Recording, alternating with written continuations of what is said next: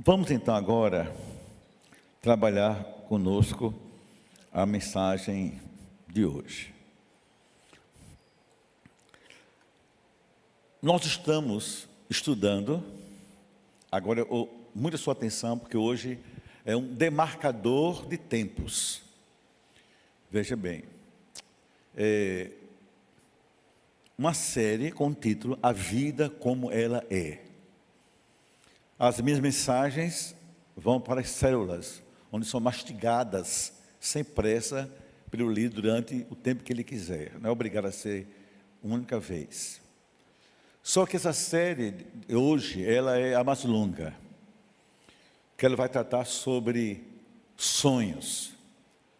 E antes dos sonhos, propósitos. Então, queria que você prestasse bem atenção, para que eu possa começar a falar sem medo de que ninguém entenda. Por favor, vamos prosseguir. Os sonhos que nós precisamos ter é o tema de hoje.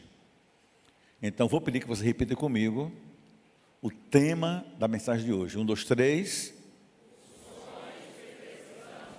Alguns irmãos, eu noto durante a mensagem, ficam em pé, tiram foto. Não precisa, porque eu autorizo, já agora, peço para a mídia passar esses slides para Cibele, da igreja, e você pega o tempo que quiser, quando quiser, como também isso vai estar no YouTube durante a semana. O que me importa é você me ouvir, porque não é uma mensagem fácil de dizer a de hoje. Então veja bem, os sonhos que nós precisamos ter, veja que aqui há 2 verbos interligados com um grande substantivo. Sonhos que eu preciso ter. O verbo precisar é um verbo de imposição. Não posso abrir mão disso. O que eu preciso não é opção, é necessidade. Não é que eu devo ter. Eu não coloquei que eu devo, preciso ter. Todos nós temos que ter sonhos. A pergunta vem no slide seguinte: que tipo de sonhos? Essa é a grande questão. Quem não sonha, a vida entra em letargia, em acomodação, em processo de morte lenta. Seja a pessoa jovem, geralmente isso tem de mais adulto pós 60 anos. Mas ter sonhos é algo vital para a nossa existência, diante do que Deus nos propõe viver. Nós somos filhos do Altíssimo. Nós não fomos criados por acaso. Nós não existimos por acaso. Não tem sorte nem tem azar. Mas a vida tem que ter sonhos. A gente tem que ter sonhos, mas não só tê-los, lutar para alcançá-los. Então vou fazer uma série de mensagens sobre propósitos e depois vocês verão os sonhos.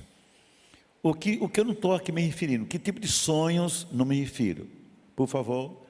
Primeiro, eu não falo aqui, não vou falar sobre sonhos como desejos reprimidos, que na visão da psicanálise são apenas desejos, né, que não foram realizados, reprimidos. Então há uma visão de psicanalistas que quando você tem desejos que nunca são realizados, sejam quais forem, eles se transformam numa força repressora dentro de você, no seu inconsciente, e que algum dia, em alguma noite, eles afloram em forma de sonhos.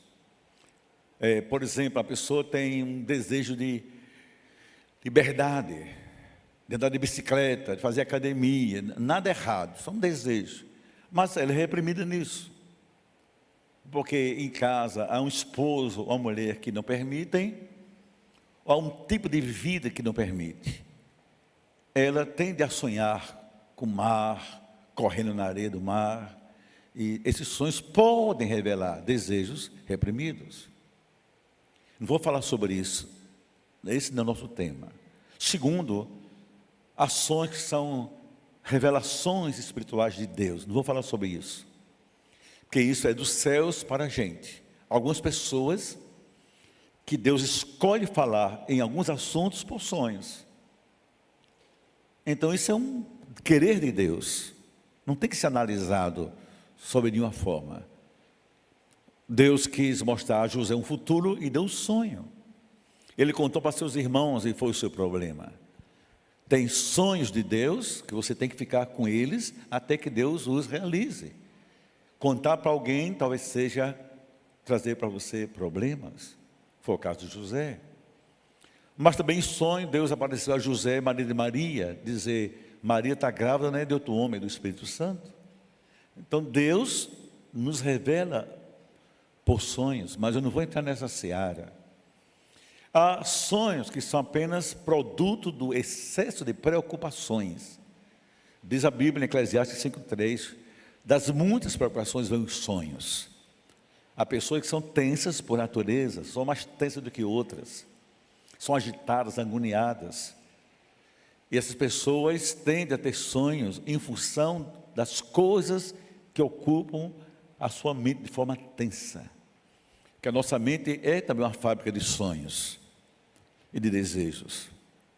E a Bíblia diz que das muitas preocupações vêm os sonhos. Está no livro de Eclesiastes. Então, tem gente que está sempre sonhando, como um escape da sua mente, das suas excessivas preocupações. Mas não vou falar sobre isso. Vou falar sobre sonhos como projetos de vida. Olha que mudança. E em projetos vou entrar na área de propósitos. Então, preste bem atenção. Todos nós temos que ter sonhos. Isso é a vida, como ela é. Temos que ter sonhos. E temos que lutar pelos sonhos. Não importa a nossa idade, a nossa faixa etária, que tipo de sonho. O sonho faz parte dos movimentos da vida para o futuro. Sonhos significam a alma em movimentos, ou em constantes movimentos, para o amanhã, para o melhor.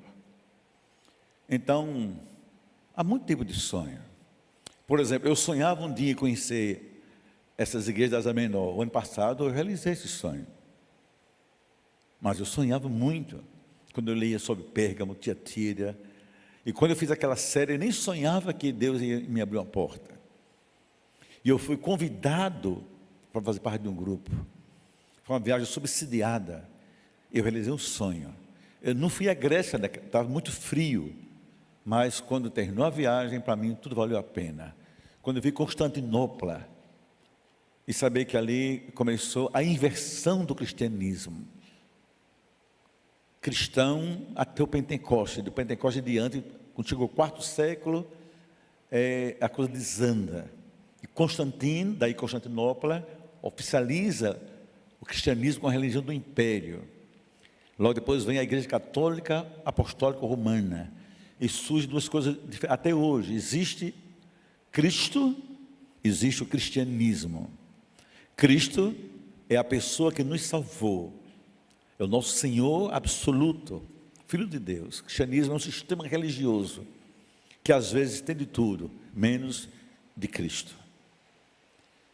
Depois vieram outros impérios, como o Império Turco Otomano.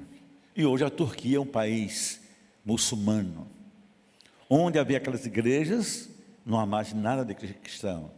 Mas na Turquia, a liberdade religiosa é tolerada, não há perseguição a quem não é muçulmano. E a gente pode de perto ver esses lugares, que até eles preservam. Quais são os seus sonhos? Eu tenho outros sonhos, mas eu tenho que sonhar. Quando você deixa de sonhar, você está matando a sua vida. Ações simples. Fazer uma viagem simples, ouvir uma música, ir para um restaurante, fazer um passeio, jogar bola, brincar com alguém.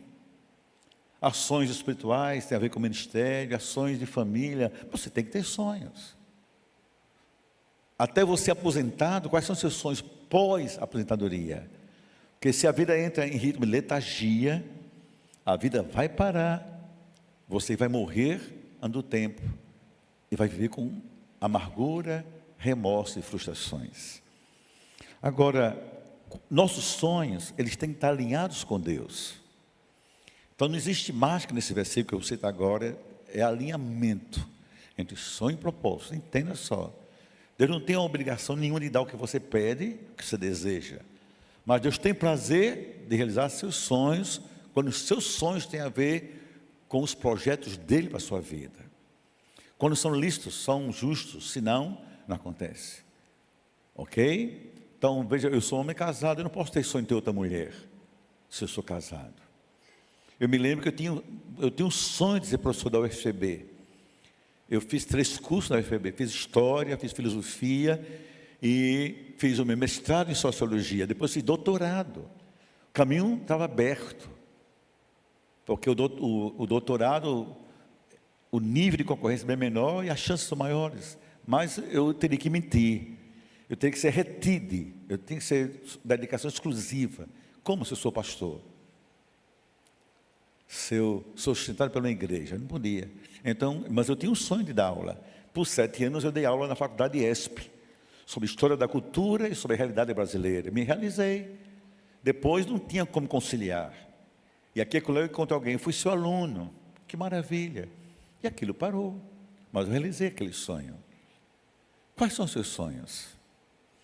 Olhe comigo o Salmo 37, versículos 4 e 5, você conhece tanto, sabe de qual como poesia, mas bem, não saiba como princípio. Deleita-te no Senhor, e Ele satisfará os desejos do teu coração.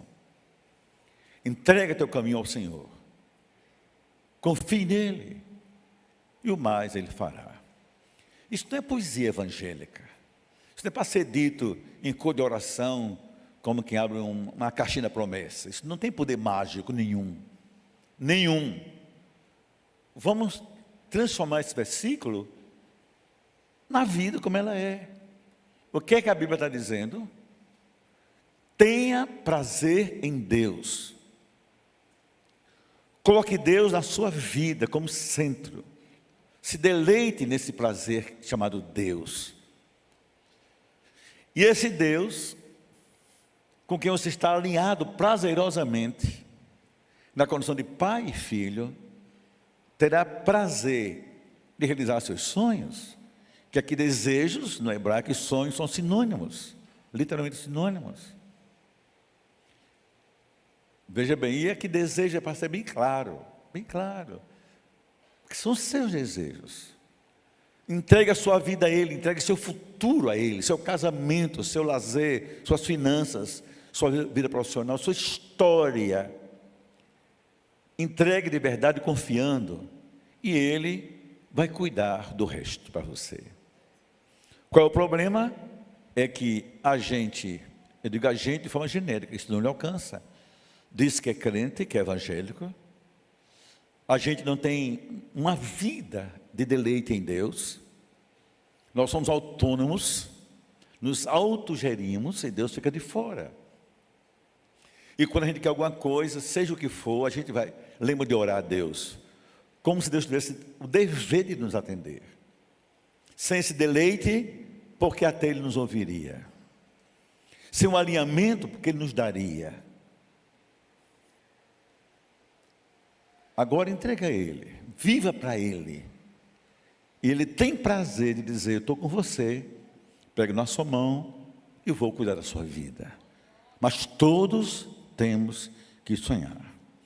Os sonhos nos colocam em 4 direções em geral. Até agora vocês vão entender o meu caminho, depois eu mergulho mais na Bíblia. Lembra que estou falando sobre a vida como ela é. Então há 4 direções que vêm de sonhos alinhados com Deus. Quais são? Primeiro, eles nos colocam numa rota em direção a Deus. Depois, em direção ao futuro. Em direção ao próximo e a nós mesmos. Olha que bênção são os sonhos. Primeiro, eles nos alinham com Deus. Eu sou filho, eu tenho um pai. Eu sou servo, eu tenho um Senhor. Eu tenho desejos, o meu Senhor sabe disso? Meu Senhor concorda com isso? Então, pelos sonhos, eu vou orar mais. Eu vou buscar Deus em intimidade. Eu vou chegar-me a Deus. Segundo, eu tenho um futuro. Eu não posso ficar onde eu estou. Eu me formei, vou parar porque me formei? Vou parar porque abri um escritório, um consultório? Vou parar porque me aposentei? Quais são meus sonhos pós tudo isso? Se eu não tiver sonhos, eu entro na mesmice. Escute, a pior doença para a mente humana é a mesmice. Antes das patologias, que vocês sabem mais do que eu nem gosto de citar, como Alzheimer e outras mais. E a mesmice é como se fosse útil para gerar essas coisas. O que é a mesmice? É a acomodação. Eu parar ali naquilo que eu tenho e achar que aquilo está bom e vou morrer ali. Eu estou adoecendo a minha mente. Estou antecipando doenças para a minha mente. Então, o sonho me coloca em direção ao futuro. O que é que eu quero fazer fora isso? Então, eu olhei aqui para a Sônia e Evan ali, meus irmãos. Eles têm um salão. Eles têm que se perguntar, como é que vai ser nosso salão? Vai ficar só nisso até a gente morrer? Olha para Mateus, meu jovem Mateus, querido Mateus, colega do curso CRAU. Ele trabalha numa empresa de design de projetos interiores, não sei se o nome é esse mesmo. O que eu vou fazer da minha vida? Vou morrer nisso ou só fazer isso que antes de eu terei? Olha para mim, eu sou pastor, que tipo de pastor eu quero ser? Vou ficar nisso ou vou repensar meu ministério? Vou me recriar? O futuro é essa recriação que tem que haver em nossa mente. Isso é a vida que Deus quer que vivamos. Deus faz nova todas as coisas, diz Apocalipse. Deus não é de mesmice, Deus não é do igual. Todo dia tem coisa nova. A Bíblia diz que cada manhã Deus renova sobre nós a sua esperança. Cada manhã tudo é novo, porque só você ficou velho. Não pode. Terceiro, o sonho me coloca na direção ao próximo. Eu nunca serei feliz sozinho. Esse eu é coletivo. Estou dizendo você e eu. Às vezes a pessoa passa uma experiência na vida estranha. Vou ficar só? Por quê? Eu conheci um tempo atrás um senhor crente que ficou precocemente viúvo. Então os filhos caíram em cima, proibindo de casar outra vez, condenando o pai à solidão. E eu disse a uma delas, pergunte a seu pai o que é que ele quer. Se ele quiser ficar só, deixe-o. Mas se ele não quiser ficar só, não impeça-o. Por que vai viver só? Nós temos que ter amigos, temos que ter irmãos, temos que compartilhar com alguém dores e alegrias. A Bíblia diz que quem vive só se insurge contra a própria sabedoria. Isso é, se insurge contra Deus, que o temor a Deus é o princípio da sabedoria. Então, por isso que isso é lindo, ver filhos cantando, ver netos, ver bisnetos, ver avós, tudo isso, os sonhos nos colocam diante disso. Eu quero, olhe bem para mim, eu não quero morrer com uma pessoa amarga. Eu quero ser abraçado, eu quero ser amado, eu quero ser reconhecido como alguém de bem. Eu não quero ser antipático, eu não quero ser chato, eu não quero criar barreiras, eu quero criar pontes.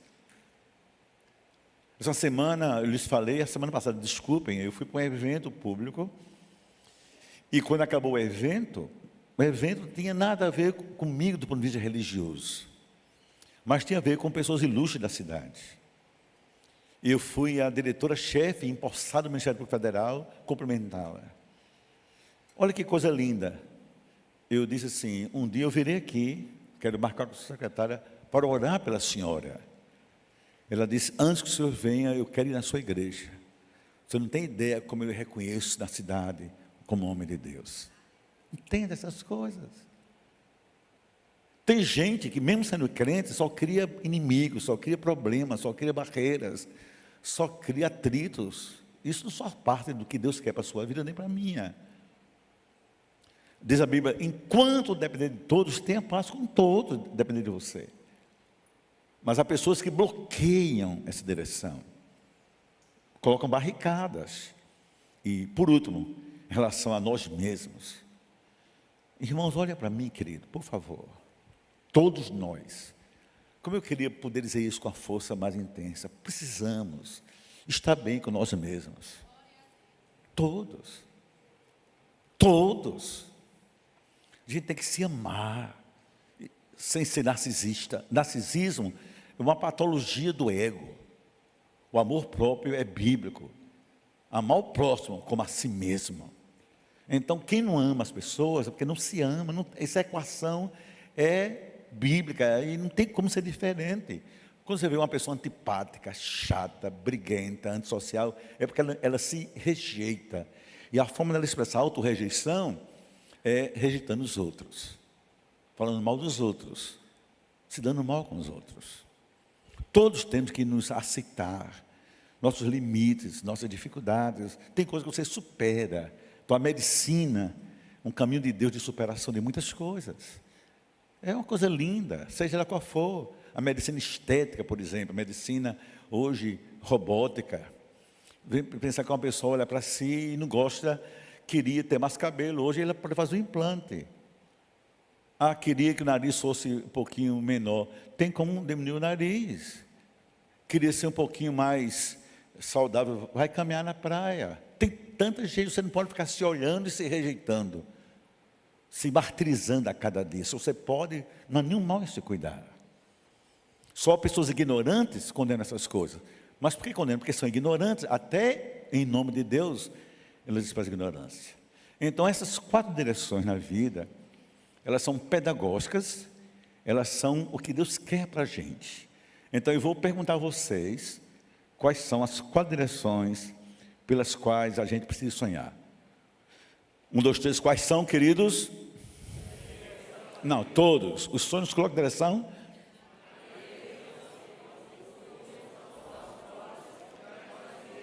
Nessa rota, onde você está?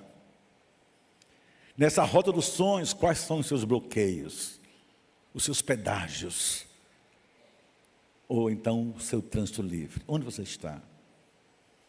Porque tem gente que para viver em paz com os outros paga pedágio. Negocia o casamento. Negocia a amizade. Senão, não ultrapassa aquele limite. Isso é terrível. É terrível. Sem Deus nós estamos perdidos. Sem o próximo, para que amar a Deus? É mentira. João diz, quem disser que ama a Deus e odeia seu irmão, está mentindo. Escuta, irmãos, as igrejas estão cheias de gente mentirosas. Porque estão aqui dentro, mas odiando gente lá fora.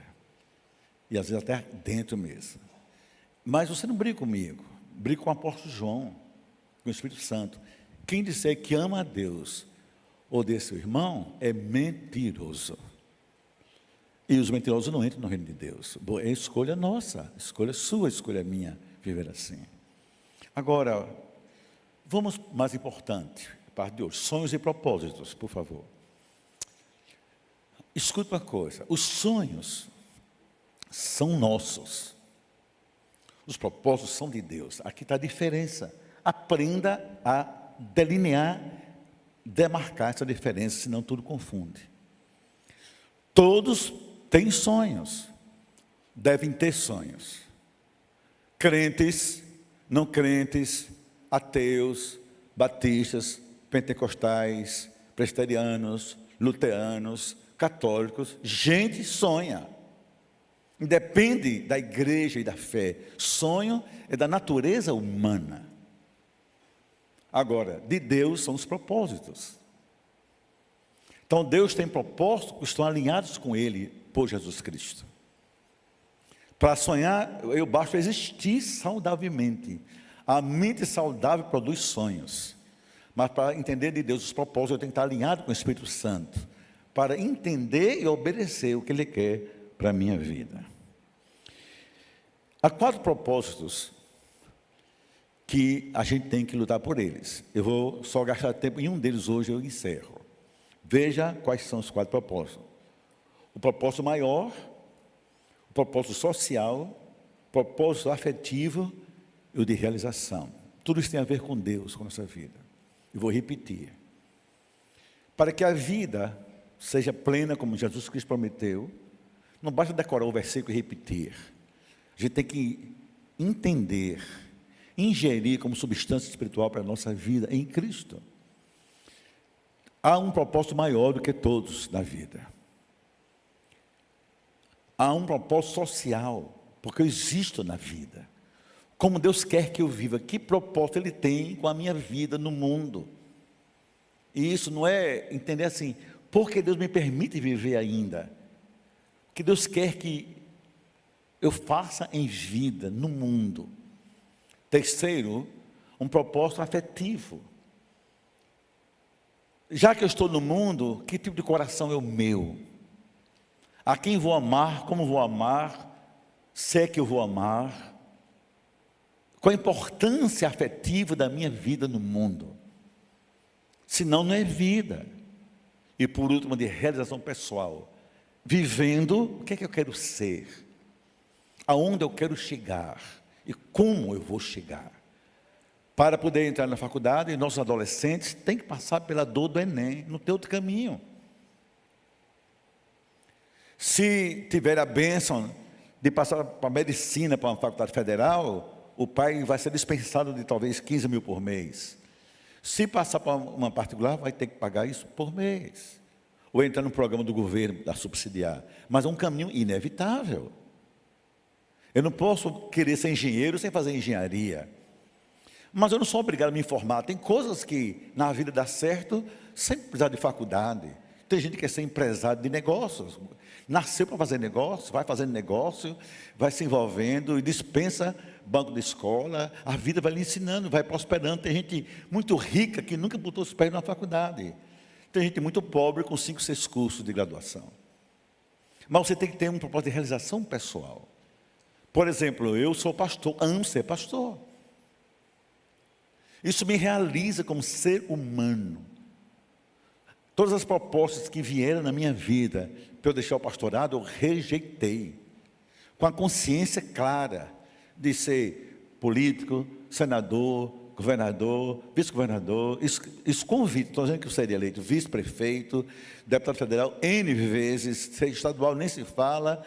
Pelo amor de Deus, eu digo, eu não quero, porque eu tenho um propósito espiritual. Eu me realizo como pastor. E pronto. Agora, o custo é altíssimo, as dores são muitas, a renúncia é imensa, mas é isso que me realiza. Então eu pergunto a você, o que é que você quer ser na vida? Não basta ser crente para ser feliz. O que você está fazendo para ser o que você deseja ser? Onde você quer chegar? Isso interessa a Deus, porque sua vida pertence a Deus, não pertence a você. Deus não quer ninguém feliz, ninguém na preguiça, ninguém na ociosidade. Deus não quer isso. Isso é bíblico. Vamos ver no tempo certo como isso é bíblico. Mas qual é então o nosso propósito maior? Essa pergunta, para que fomos criados? Para mim, essa é a pergunta mais séria da vida. Leve isso a sério. Por que Estevão existe? Por que você existe? Você não é tão pouco como imagina. Talvez não seja tão maior do que pretende ser. Mas você foi criado com um propósito de Deus. Lembre, os sonhos são nossos, deles são os propósitos. Para que você foi criado? Eu imagino que as 4 explicações têm a ver com um propósito maior. O propósito maior, o social, o afetivo e o de realização pessoal. Vamos ver quais são esses 4 propósitos ligados ao maior. Por favor. Nós somos criados para glorificar a Deus. Nós somos criados para conhecer a Deus. Nós somos criados para servir a Deus.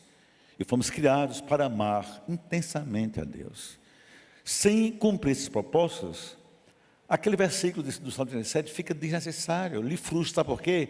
Você diz, pastor, eu orei, eu jejuei, eu fiz campanha, mas deu tudo errado. Foi sua fé? Não sei. Deus não quis? Não sei. Talvez você não entendesse essa verdade. Se deleitar em Deus é cumprir esses propósitos. Deleitar em Deus não é para um culto pentecostal você ficar deitado no chão, dando pinotada para cima. Isso pode ser delírio, não é deleite. Delírio é a mente desgovernada.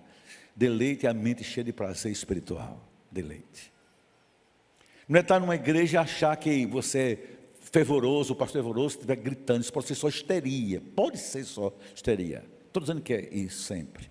Histeria também é desgoverno entre a relação mente e palavras. Você nem sabe o que está dizendo, mas está dizendo alguma coisa, gritando desnecessariamente, como se Deus precisasse ouvir os seus gritos histéricos. Mas alinhar-se com Deus, deleitar-se em Deus, é cumprir isso aí, à risca. Entender, eu existo para glorificar a Deus, eu existo para literalmente conhecer mais sobre Deus, eu existo para servir a Deus e para amar a Deus de forma diferente. Cada tema desse vai ser amanhã, e hoje é amanhã, é só no primeiro propósito maior.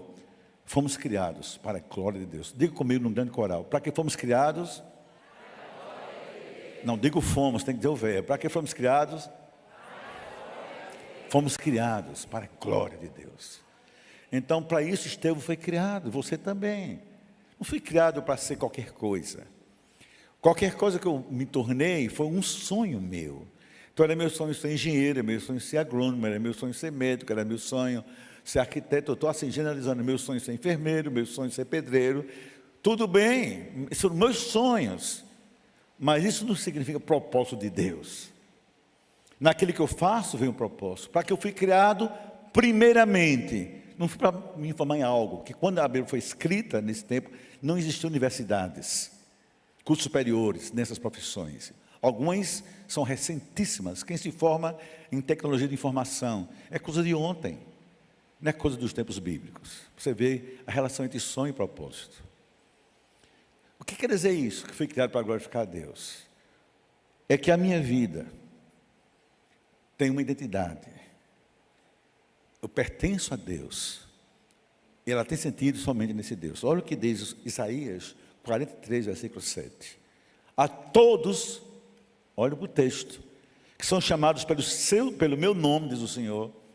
Isso é meu povo, minha gente, meus filhos, meus servos, filhos de Deus, e eu os criei para minha glória, que formei e fiz. Eu os criei para minha glória. Entenda isso. Olha essa garota aqui na frente, transmitindo um culto para um público especial. Quanto ela ganha para isso? Nada. O que é que ela faz? Ela dedica seu tempo, suas mãos, para pelo seu serviço. Ela aprendeu um curso chamado Libras, Linguagem de Sinais. Era seu sonho ter esse ministério. Para quê? Para a glória de Deus. E assim é a nossa vida. Se você não vive para glorificar a Deus, você está perdendo seu tempo na vida, desperdiçando a vida.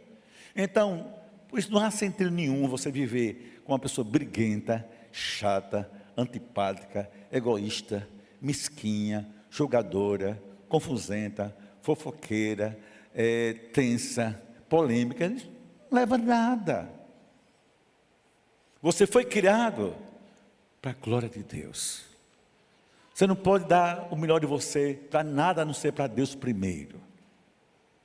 Com todo respeito aqui a quem gosta de política, você não pode, sabe, entregar-se a uma ideologia, entregar-se a um partido, entregar-se a um político, entregar-se a uma causa, entregar-se a uma instituição qualquer, que não mais a Deus. Eu vi meu pai, quase 40 anos servindo aos Correios e Telégrafos. Sacrificou a família, saia cedo para trabalhar, cresceu o funcionário exemplar dos Correios. E ele era um homem diferenciado, ele podia ser carteiro, era chefe, podia ser chefe, era supervisor, ele era inteligente.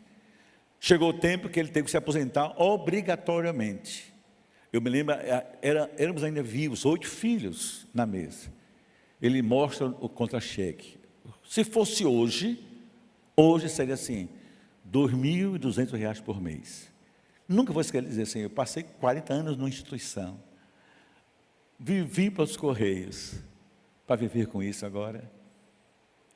Ele teve que dar aula particular para sobreviver. Ele percebeu. Valeu a pena? Entenda. Não estou dizendo que você não se dedique a nada. Estou dizendo que nada na sua vida vale mais do que glorificar a Deus. Para isso você vive.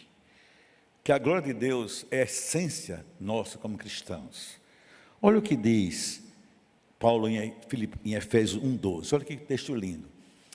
Porque nos criou a fim de sermos para o louvor da sua glória, nós que de antemão esperamos em Cristo, a fim de sermos. Eu não fui criado para ser louvor de nenhum partido, de nenhum político, de nenhum homem, de nenhuma instituição, de nenhuma faculdade, de nenhum grupo. Não fui. Para mim, tanto faz se me ama ou não, é independente. Recebi nessa cidade, tudo que você pensa de decorações, de medalhas, com decorações eu já recebi. Das mais ilustres, do governo do estado, da Casa de Deputados Pessoa, da Polícia Militar, dos bombeiros, tudo. Mas eu não fui criado para a glória deles. Passou, eu nem sei mais onde estão essas medalhas. Foi um momento de honra, obrigado por isso. Mas isso não é razão na minha vida. A fim de sermos para o louvor da sua glória. Nós que de antemão esperamos em Cristo. Porque só nesse mundo uma pessoa, um ser, que mereça louvor e glória, chama-se Deus. Só a Deus glória. Então olha o que diz Apocalipse 4:11. Eu vou ler uma vez para você depois ler comigo. Eu vou ler porque eu quero dar ênfase pastoral. Tu és digno, Senhor, e Deus nosso. Só isso eu me arrepio todo. Senhor e Deus nosso. Senhor e meu Deus, de receber só tu, mais ninguém.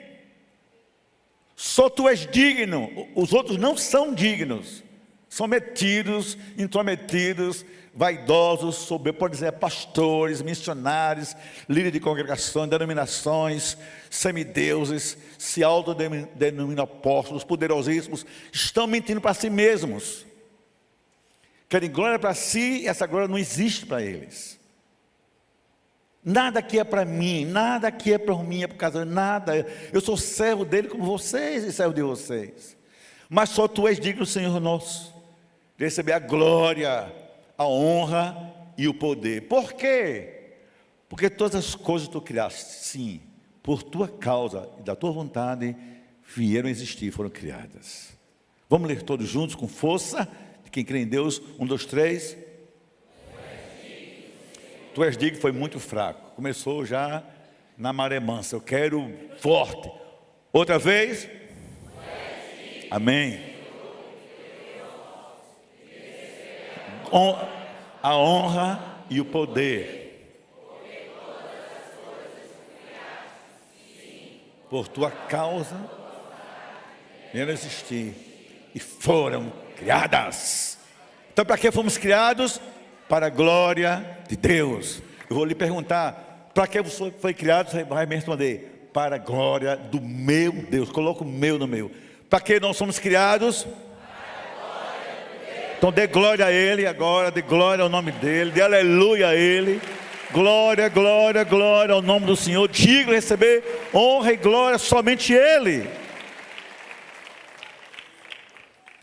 Nosso testemunho cristão, e nisso já está caminhando para terminar, ele reflete um brilho, que não é nosso.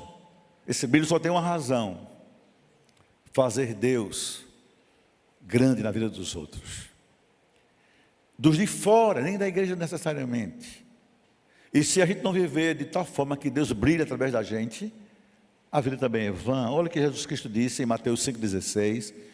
Assim brilhe a vossa luz diante dos homens, para que vejam as vossas boas obras e façam o quê? E glorifiquem a vosso Pai que está nos céus. Agora então me perdoem, Deus dos pais, eu sou pai de vocês, posso falar. Crente que dá mau testemunho, crente chato, briguento, complicado, invejoso, crente que cria inimizades, crente ranzinza, crente mundano, crente não glorifica a Deus em nada. O que é que isso quer dizer? Que eu vou para a reunião no meu condomínio, quando eu saio, diz assim, os condôminos, puxa vida, aquela pessoa, a gente vê Deus nela. Assim é em tudo que a gente faz, eu vejo Deus nela. assim brilha a vossa luz. Estevão, João e Marias aqui. E pelo que você faz, Estevão, como você vive, Estevão, vejo em você a glória de Deus. Que é para isso que você existe. Também a gente existe como fruto de justiça mediante Cristo. Diz assim Filipenses 1:11, cheio de fruto da justiça, o qual é mediante Jesus Cristo, para a glória, para o louvor, glória e louvor a Deus. Tudo é para a glória de Deus. Eu quero que você pense nisso, como eu já estou há um método de terminar. O que quer dizer tudo? Tudo. Não precisa de linguística, nem de semântica, nem entender gramática, é só ser um ser humano lúcido. Tudo quer dizer tudo. Tudo é inclusivo, não é excludente. Tudo abarca e tudo não seleciona. Então, o meu trabalho, o meu namoro, a minha amizade, a minha brincadeira, o meu jogo com meus amigos, meu futebolzinho com meus irmãos, meu vôlei, meus passeios, minhas brincadeiras, tudo que eu faço precisa ser transformado em glória para Deus. Minhas reuniões, meu trabalho, eu não posso ser um evangélico desonesto, um empresário desonesto, não posso ser uma pessoa mentirosa, não posso ser uma pessoa cheia de amizades, eu não posso ser, não posso, como diz a gíria, vender gato por lebre, eu não posso ser assim. Eu não posso ser no meu condomínio a pessoa mais briguenta, eu não posso ser na minha família a pessoa mais antipática, eu não posso ser arrogante, eu não posso ser, também não posso ser uma pessoa pecaminosa, maldosa, segundo as intenções, eu não posso ser, por uma razão bíblica. Olha o que diz a Bíblia em 1 Coríntios 10:31.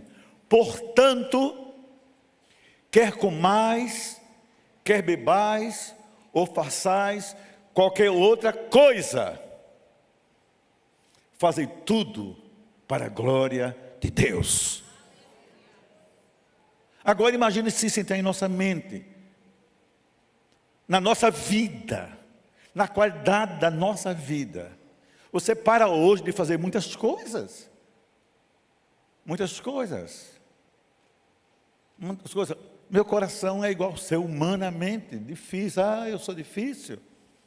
Eu sou muito sensitivo, eu sou muito reflexivo, eu sou muito emotivo, eu sou muito pensativo, tem vezes que eu sou muito lógico, tem coisa assim. Aí uma pessoa me faz um mal, o que é que eu digo para mim mesmo? Ela vai ver comigo.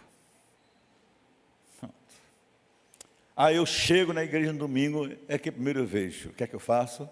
Pai, meu irmão, pai, minha irmã, tem uma pessoa, sei lá, que trabalha onde eu moro, meu Deus do céu, misericórdia.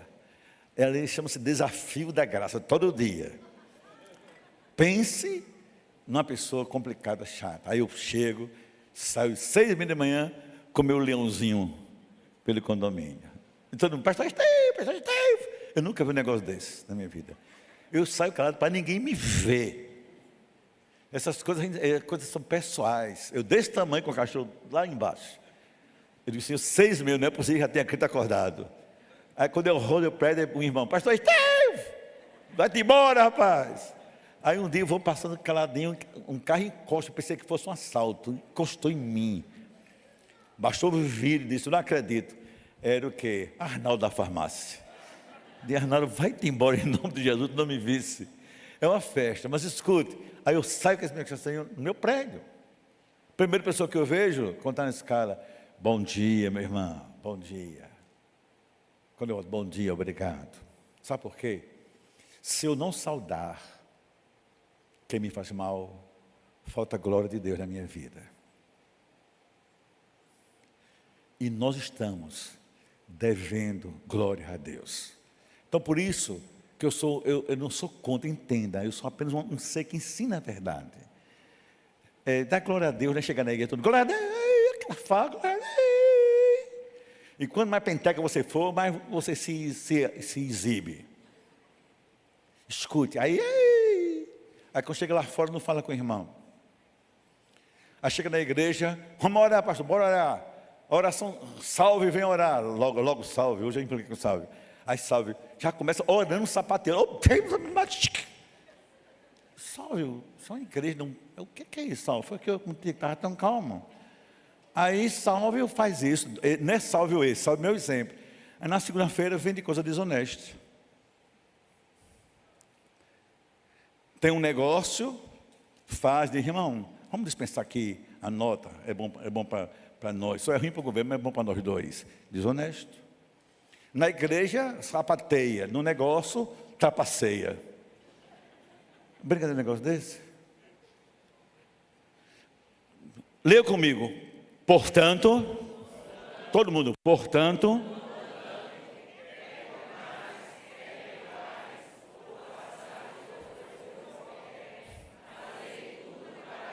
atenção, adolescentes que namoram. Gente, adolescente, olha para mim, garotada de Deus. Coisa muito séria na vida da pessoa, o namoro. Namoro. Você pega uma menina daí, você toca essa menina.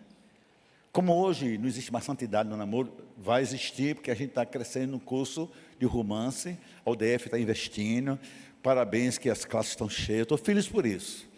Mas quando não tinha era uma tragédia. Aí, o que é que acha que é namoro? Namoro é chegar, vai por ali, depois começa a beijar na boca, beijar de língua, tocar o corpo, se brincar. Com um mês de namoro, ela com 15, ele com 17 ou 18, já tem relação sexual. Depois chega-se para ela na cara de pau, olha, eu orei a Deus, Deus disse que é para acabar. Eu tenho pais que é de Deus, cabra safado, devia ter vergonha na cara. Engana a menina, usa a menina e diz que Deus mandou acabar. Deus mandou você não fazer o que você fez, porque um namoro marca uma pessoa. Então, namorar, noivar, tudo tem que namorar, acabou o namoro, ser irmão em Cristo, ser amigo na igreja, tudo que fizerdes, seja para a glória de Deus. Houve um tempo atrás, eu estou terminando agora, eu sei que Salve já está agoniado, mas vou terminar. Só falta um. O meu relógio aqui é Salve. Olha só vocês, prestem atenção. Um tempo desse atrás, está ouvindo Cibele? Hoje faltou sua mensagem para mim, viu? Você mandou, então eu faltei ler sua mensagem. Cibele é uma filha, Deus levou o paizinho dela, muito querido, e desde que o paizinho dela partiu, ela transferiu para mim a bênção da paternidade. Aí toda vez que eu sempre lembro de Cibele, não li ainda Cibele. Como eu sou ruim, meu Deus. Escuta uma coisa, eu estou na minha casa, veio um grupo de irmãos batistas, escute, eu não vou dizer de onde, batistas, não posso falar muito a história porque aqui os pastores conhecem, com um dossiê desse tamanho, no meu apartamento, para eu assinar um dossiê contra um pastor. Escuta, contra um pastor que me fez muito mal. Na minha casa, eu disse, irmão, vocês estão enganados. Primeiro, você não sabe quem sou eu. Não participo disso. Isso foi coisa do passado. Esse pastor é meu filho na fé. Eu jamais faria parte de um negócio desse. Por favor, vão embora daqui. Que eu só assinar isso, eu não estou glorificando a Deus. Agora, se eu perdoar, como perdoei de fato, aí Deus é glorificado. Eu quero terminar com desperdício. É possível a gente jogar fora a vida.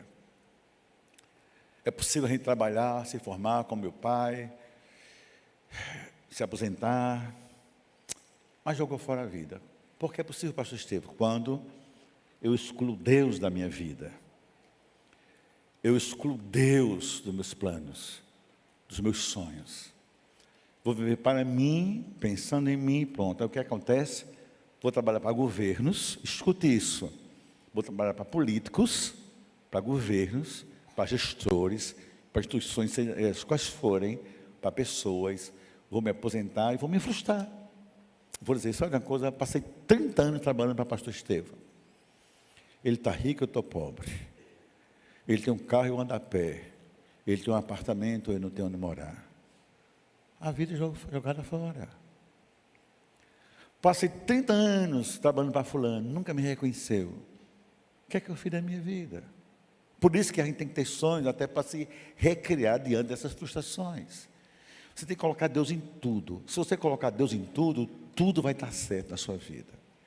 A Bíblia diz que quem trabalha assim, que não seja para a glória de Deus, trabalha em vão. Diz assim a Bíblia, é como correr atrás do vento. Então, preste bem atenção. Eu preciso ter uma causa. Eu não sou contra você dedicar a causa nenhuma, desde que Deus seja primeiro. Desde que Deus seja para a sua glória. Desde que aquilo que você faz para os outros, também faça mais ainda para Deus. Eu queria ver, por exemplo, nessa política, gente, na nossa própria igreja, vai se empenhar tanto nos seus candidatos. Eu não estou dizendo que não se empenhe, mas qual é a minha tristeza aqui? Eu não vejo depois empenhado na obra de Deus, com a mesma intensidade. Queria ver na igreja, nos cultos, nos ministérios, na oração, na frente, no louvor, tanto mais do que eu vejo aí fora. Você tem que se empenhar fora, fazer o melhor que for ser possível. Chega o tempo de pregar sobre isso. Mas nada pode tirar a sua vida do lugar de Deus, senão a vida vai ser um nada. Olha o que diz, para terminar, Eclesiastes 2:11. Aqui é a história de alguém frustrado,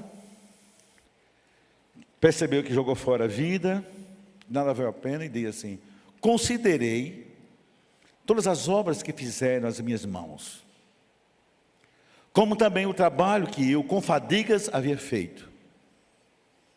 E eis que tudo era vaidade, correr atrás do vento, e nenhum proveito havia debaixo do sol. Hoje pela manhã, eu estava lá no Templo Central, e aqui vou terminar para orar com vocês.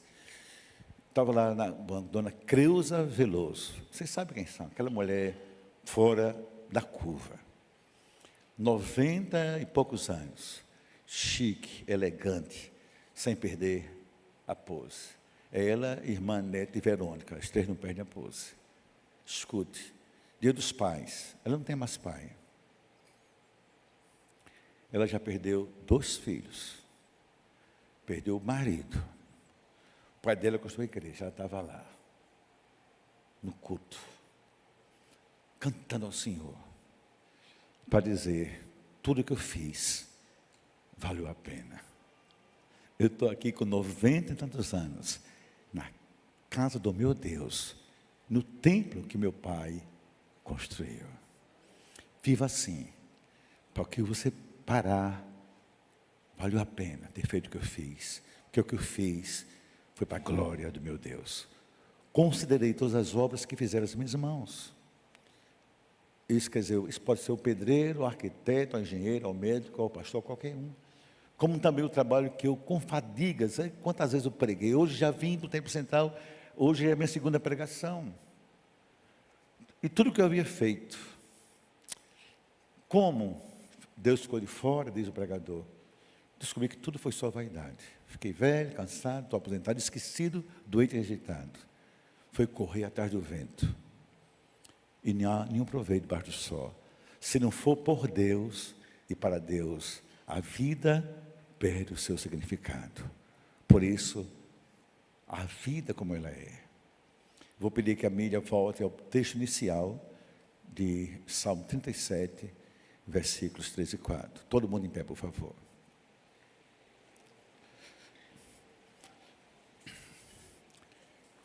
Todos no sol, coro comigo, nós temos que ter sonhos. Domingo eu vou falar sobre viver para conhecer a Deus. Quando eu disser 3, a gente entra com toda a força. 1, 2, 3. Deleita-te.